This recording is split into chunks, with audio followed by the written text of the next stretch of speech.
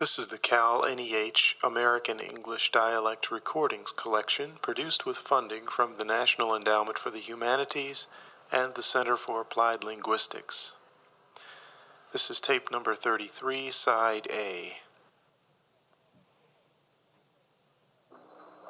You know, it's difficult to know what to say after an introduction like that. I feel it is important right now to be able to why I have written all these books. And there is an answer, believe it or not. When I published my first book way back in 1950, that wasn't when I had started writing. I'd been publishing in the science fiction magazines for 11 years prior to that, so that I am a published writer as of 1938. And with me, publishing and writing are almost synonymous.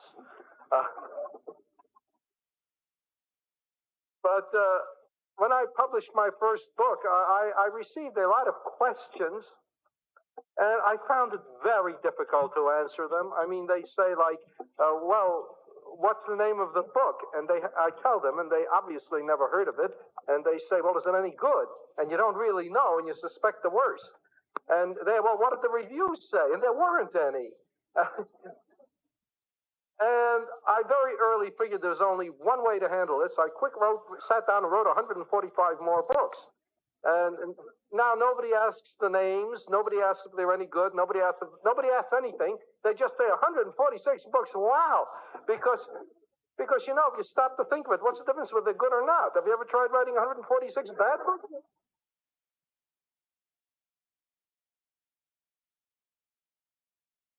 Then the other question is, well, how do you manage to write all that? I'm constantly asked that. How do you manage to write all those books? And the answer is very simple. Well, you know, you try all sorts of things. First, you tell them the truth. I work very hard, but that's not glamorous. And so I dig deeper, and I come up with something which is surprisingly true. I cut out the frills, like thinking. You see, you don't believe me, right? But it's true just the same. You realize how many books don't get written because of thinking? That is, you write the first sentence, it was a dark and stormy night, and that's fine if you'll keep on, but you don't. You commit the fatal error of thinking, and you say, not sufficiently dramatic. You write, you cross it out, you write, a dark and stormy night, that's what it was.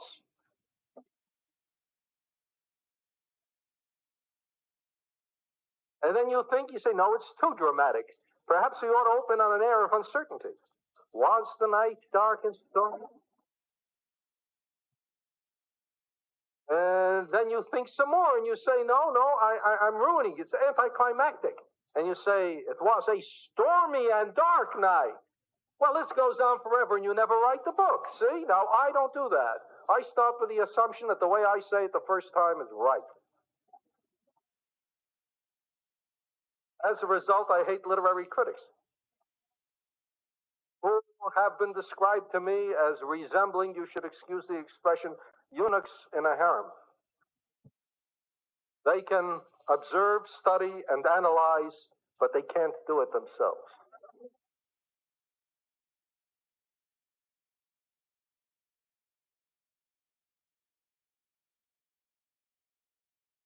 Of course, like my introducer said, I am best known for my science fiction, that will always stay, no matter how many non-science fiction books I write, and that's the way I want it.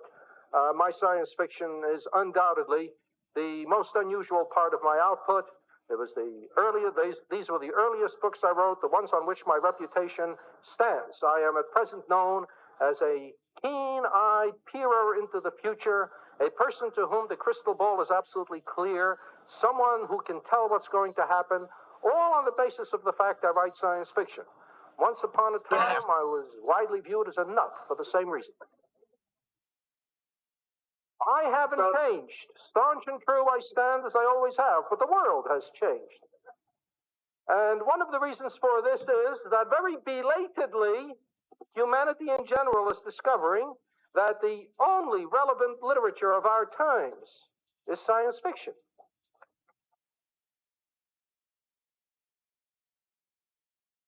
Now, as long as we have had literature, We have dealt with all kinds of fantasies, all kinds of imaginings, but they have all rested very firmly on certain basics, on the fact that human nature is always the same, that a kiss is just a kiss, a sigh is but a sigh as time goes by. Uh, I was thinking sometimes of putting that to a tune. And of course, it's the easiest sort of thing to write because if you write stories about the present or even the past, you deal with a background which people know about. You don't have to explain what an automobile is or how a six-shooter works or anything of the sort. In fact, you don't even have to know how a six-shooter works. You just point it. But if you write good science fiction, you see, you're dealing with a different society, a different background, and you have two things to do. On the one hand, you have to explain the background. You have to talk about the kind of society that exists. And you mustn't skimp that because the society is sometimes the most interesting part of the story.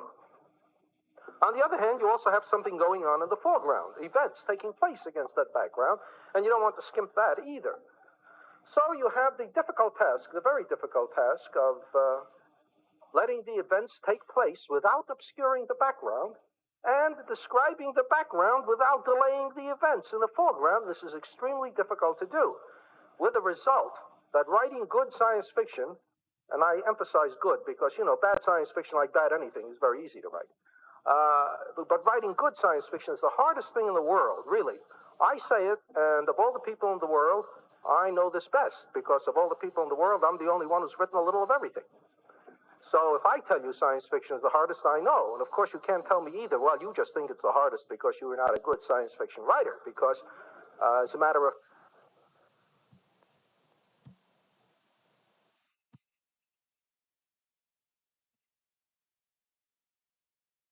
things happen, as you well know. But I was no more ready to work with anybody. You know, when you in those days, I couldn't have. It would never happen. It would never happen. You weren't. No, and I mean, you were wise enough to understand that. It's kind of like an addict, any kind of addiction. You know, you can talk to them that you're blue in the face, but until they make the decision, forget it. I used to discuss it with Jackson Brown, but you just sent me a funny, because I once, Prince said he makes an album every time Halley's Comet comes over. December wine last year. It did, and you did. so he sent me Newsweek magazine of the Halley's Comet edition, and he had it set in type underneath. Jackson Brown's album nears completion. It was on the Really? From Newsweek. He had it set up so it looked like it was on the same. Okay. Halley's Comet. Great. But here it comes. I learned a long time writing, dealing with the dead, dealing with when it stopped becoming Dean Martin time, that you were dealing with artists who had to write. It had to come when it was ready. That however you plan projections, and God, the Eagles, you can imagine what they got yourself in. But with other artists, they kept putting them in the studio. Yeah. No, I was, that's why I'm so bitter about what happened. What happened? Because it was basically out of an office just like this, and I did it. They didn't do it. I did it because they didn't know any more about the record company or record business than they do now. No, it'd be like, you know what our Hooli Records is? Sure. It'd be the same thing if we walked in there. The exact same thing. Tell me something, and we'll just talk here, for a bit. Could I get a cup of coffee? Sure. That long lag that we're talking about, that you were. What does that mean as a writer? How it's like, but you never know if they're any good. What went on with you? That's actually what did go on. I reached the stage actually where I couldn't write anymore. I knew in my heart of hearts that it wasn't going to go anyplace. For all the reasons that, all the stuff that everybody's read about. So, it's nice that you're asking about it this way instead of all the baloney that's been. I'm just wondering what happened to you creatively. It just dried up. It went away, and I knew it was gone. That's the terrible thing to someone who has been there and has recognized it when he's doing it well. It maybe takes you the first 25 years of your life to reach that stage where you suddenly, if I can digress or make a tangent for a minute here, the entertainment business, particularly music, is an area where you can be a genius at 18. You know, you can be the very best in the world, the best in your field at a very young age, to 18, 20, 21. You can have an understanding of it that far surpasses people that maybe have been around 30 or 40 years in the business. You know, you get a young Michael Jackson or a young Brian Wilson or a young John Fogerty. You get a kid who absolutely understands at that moment what a pop hit record is. The tragedy is in most cases, these are kids who don't know a lot about all the other areas to protect themselves. But anyway, to go past all that and answer your question, yes, I had been one of those people at 23, 24 years old. And here I was now 30, 31, going into my 30s without the ability to do it and knowing I didn't have it. It slowly dried up because, again, of all the legal ramifications. Thank you. And that probably was the part that hurt the worst. Just knowing, I would try to put thoughts together and they just kept coming out lousy. I could no longer, I could no more make a hit record than the guy out in the street running a jackhammer. It went away. And I knew it was gone. And I knew I would get it back if I worked hard enough at it. I always had that faith. But while it was gone, I was miserable about it. It hadn't happened. You hadn't felt that you had dried up back in '73 or '72 when the band broke up. You never felt that. It was not the same kind of feeling. No. No, it was a gradual. For a number of other reasons. Yeah.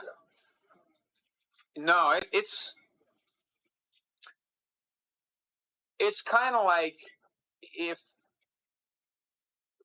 in a sense, the pain kept going on, the problems kept going on, and kept taking up more and more space in my brain and in my life, and pretty soon I just couldn't concentrate. I actually had two meetings with those people about the situation, and got zero compassion. In fact, I don't want to name names or anything else, but the quote I was given at the time, after explaining that I had made millions of dollars for these people, et cetera, and that I could no longer create under these circumstances, give me a break is all I wanted. I was having a lot of depression, et cetera. I explained it all, like a man-to-man kind of situation. And the answer I got back, it was one of those meetings where I was alone and they had 12 people there. And they were in their nice new office and shiny furnishings and everything. And I had just come to say, look, I built all this for you. Now I'm having a lot of trouble dealing with, it's me against you and a roster of hundreds of artists, none of which are doing anything. You got all these employees, everybody's got new cars, but I'm the one who started all this and paid for it. Give me a break. And the quote was, gee, that's not true. You're having depression or whatever. The whole history of art has shown that greatest art is produced under conditions of depression and oppression. My jaw kind of went, huh? That's the point at which I got up and went out the door. I never went back. I'm sorry, but that's not the truth. You can absolutely lobotomize a person if you beat on them enough. I can remember how this took over your life. Oh, yeah. When I called one day and said, you have to write the case. I'm thinking, gotta be. Lawsuit paying people. Nothing happens. But the depression of it